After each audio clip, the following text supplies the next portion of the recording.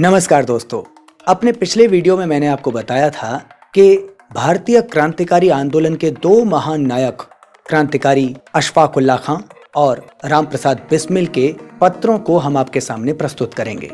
पिछली कड़ी में आपने सुना था शहीद अशफाक उल्लाह खां का संदेश और आज इस वीडियो में आप सुनेंगे शहीद राम प्रसाद बिस्मिल के अंतिम संदेश का एक अंश। सहकार रेडियो के माध्यम से प्रस्तुत किए गए इस पत्र को आवाज दी है साथी पवन सत्यार्थी ने। तो प्रस्तुत है ये संदेश। 19 तारीख की सुबह 6:30 बजे फांसी का समय निश्चित हो चुका है। कोई चिंता नहीं, ईश्वर की कृपा से मैं बार बार जन्म लूंगा और मेरा उद्देश्य होगा कि संसार में पूर्ण स्वतंत्रता हो, कि प्रकृति के देन पर सबका एक सा अधिकार हो, कि कोई किसी पर शासन न करे, सभी जगह लोगों के अपने पंचायती राज्य स्थापित हों। आज प्राण उत्सर्ग करते समय मुझे कोई निराशा नहीं हो रही कि ये व्यर्थ गए।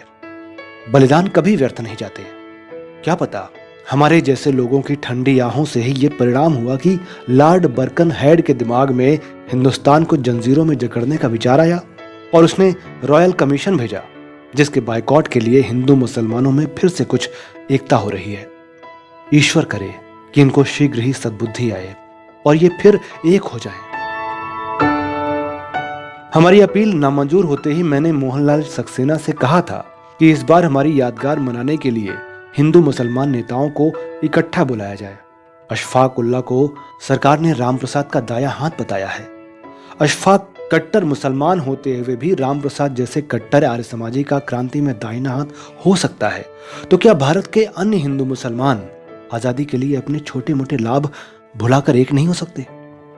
अशफाक तो पहले ऐसे मुसलमान हैं कि जिन्हें बंगाली क्रांतिकारी पार्टी के संबंध में फांसी दी जा रही है।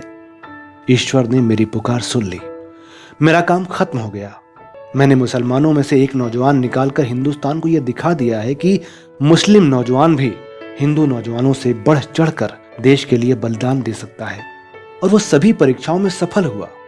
अब यह कहने की हिम्मत किसी में नहीं होनी चाहिए कि मुसलमानों पर विश्वास नहीं करना चाहिए। यह पहला तजुर्बा था जो पूरा हुआ।